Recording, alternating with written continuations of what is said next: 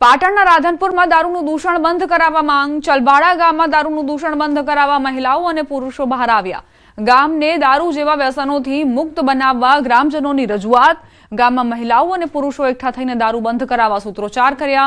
5 દિવસમાં ગામમાં દારૂ બંધ કરાવવા પોલીસને અલ્ટિમેટમ। દારૂ બંધ નહીં થાય તો ઉગ્ર આંદોલનની ચીમકી ઉચ્ચારાઈ। દિવસે કે રાત્રિના સમયે ગામમાં બહેન દીકરીઓ નીકળી શકતી નથી તેવું કહેવું છે ગ્રામજનોનું। ગામમાં 4 થી 5 જેટલા દારૂના અડ્ડાઓ ચાલે છે જે પોલીસ રહેમ નજર હેઠળ છે। ગામમાં દારૂ વેચાણ સામે બોલીએ તો બુટલેગરો ધમકી આપે છે। સત્વરે ગામને દારૂના દૂષણથી બચાવવા કાર્યવાહી કરવા રજૂઆત।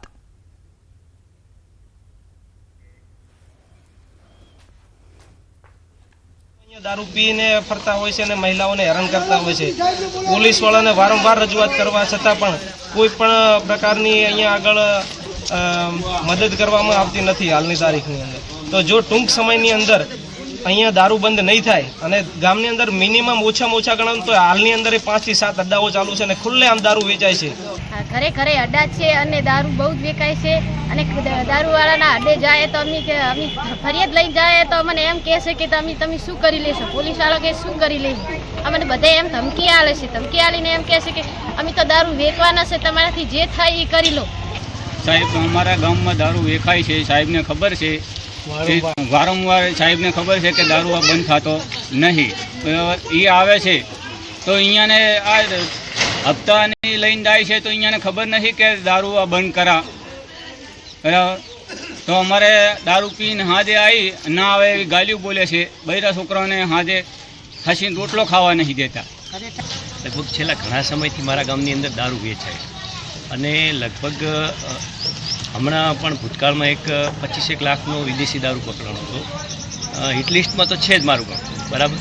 ઘણા સમયથી ગામ લોકોની રજૂઆત છે કે દારૂ બંધ કરવામાં આવે પણ દારૂ બંધ થતો નથી। અત્યારે જે દારૂ પીવાથી જે લોકોને ત્રાસ છે એમાં આ મહિલાઓ બધી ભેગી થઈ છે, એમને એમના પતિઓ દારૂ પીને હેરાન કરે છે, બહુ હેરાન કરે છે।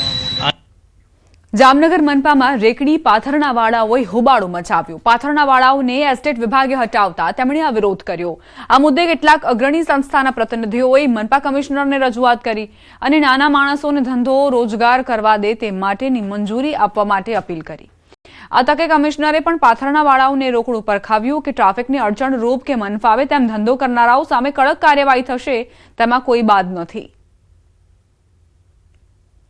एक जगह 5 થી 10 रेकड़ी रहती हो तो एटली ज रेकड़ी राखी અને 10-10 फूटनी गेप राखीने धंधो करे। कोई पण ट्राफिक के कोई गंदकीનું ना करे।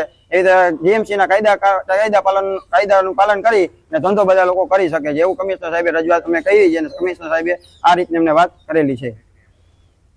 બનાસકાંઠાના પાલનપુરથી નીકળેલી કોંગ્રેસની આદિવાસી યાત્રા કાણોદર પહોંચી। સિદ્ધપુર પોલીસે મંજૂરી ન હોવાના કારણે યાત્રાને અટકાવ્યા બાદ દાંતા એમએલએ કાંતિ ખરાડી સહિત આગેવાનો કાણોદર પહોંચ્યા। કાણોદર નજીક આદિવાસી સમાજના ધરણા યાત્રા અટકાવવા બાબતે એમએલએ કાંતિ ખરાડીએ કહ્યું કે અમે અમારા દાખલા મેળવીને રહીશું। ધરણો આટલે નતા એ લોકો એમની સરકારી ગાડીમાં પાછા લઈ ગયા અને પાછા સરકારી ગાડીમાં આ જગ્યા છે ને આગળ બી લઈ ગયા ને સરકારી ગાડીઓ પાછા ઓય બી લાયા। કેટલા દિવસ કેટલા વખત લઈ જાય કેટલા લાવે એમની નબળી નીતિ જાહેર થઈ રહી છે। गुजरात एकलू नहीं जो आखो राज्य ने देश जोई रह्यो के धर्म धक्का चालू कर दीधा छे। केटला दे पासा लई जाओ केटला पासा लावशे जे करवुं ए करे पण अमी अमारा दाखला मारे अडीकम रहेवाना छे।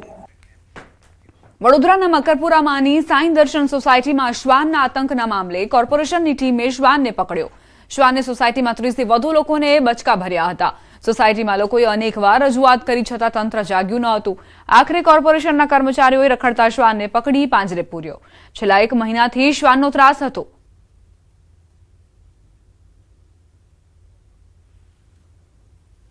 એનિમલ રેસ્ક્યુના વ્હીકલમાં એ ડોગને પકડી લેવામાં આવ્યો છે ને અહીંયાથી લઈ ગયા છે।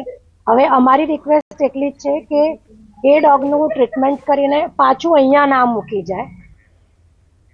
રાજકોટ શહેરના મવડી ચોકડી પાસે આવેલા અર્જુન જ્વેલર્સના કર્મચારીએ જ પોતાના જ્વેલર્સના શોરૂમમાં ₹1,99,00,000ની ઉચાપત કરી હતી।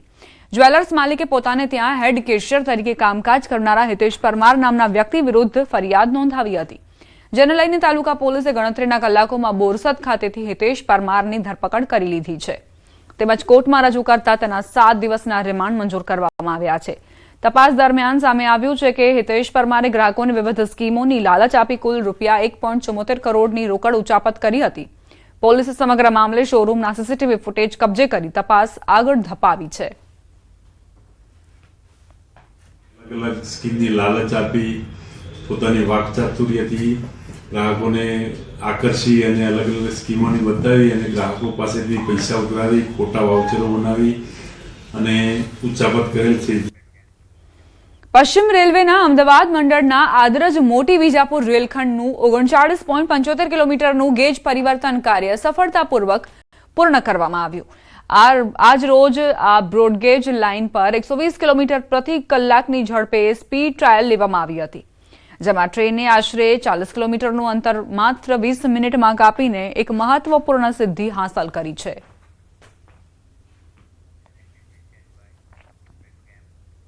મહેસાણા શહેરના બિલાડીબાગથી માનવ આશ્રમ સુધીના વિસ્તારમાં આઇકોનિક રોડ બનાવવાની કામગીરી ચાલુ છે, જેને લઈને આ વિસ્તારના વેપારીઓમાં ભારે રોષ વ્યાપ્યો છે. વેપારીઓનો આક્ષેપ છે કે વિકાસના નામે રોડ સાંકડો કરી દેવાયો છે અને દુકાનોની આગળ દિવાલો ચણી દેવાઈ છે. આ અંગે વેપારીઓએ સ્વયંભૂ બંધ પાડી વિરોધ દર્શાવ્યો હતો અને મ્યુનિસિપલ કમિશનરને આ મામલે રજૂઆત કરી હતી અને આ દિવાલો તોડવામાં નહીં આવે અને કટ મૂકવામાં નહીં આવે તો ઉગ્ર આંદોલનની પણ ચીમકી ઉચ્ચારી હતી. મનપા કમિશનરે વેપારીઓની રજૂઆત સાંભળી યોગ્ય નિરાકરણની ખાતરી આપી છે. કે જે 12 મીટરનો રોડ છે અને 9 મીટરનો કરશે તો આવતા જતા સાધનો તકલીફો વધવાની છે. સાધનો ટર્ન નથી લઈ શકતા, બરોબર, અને ડિવાઈડરો લાંબા હોવાના કારણે લોકોને ફરીને અવર જવર કરવાની ફરજ પાડી છે, બરોબર. અને એનાથી અમારા જે દુકાન વર્ગના લોકો છે જેમની દુકાનો ત્યાં છે એમના ગ્રાહકોમાં બહુ ડિસ્ટર્બન્સ આવી રહ્યો છે. ગ્રાહકો લાંબુ કટ મારીને પાછા વળીને આવતા નથી. એમની દુકાને માલ સામાન ઉતારવા માટે કોઈ કટ નથી રાખ્યો. એમના ગ્રાહકોને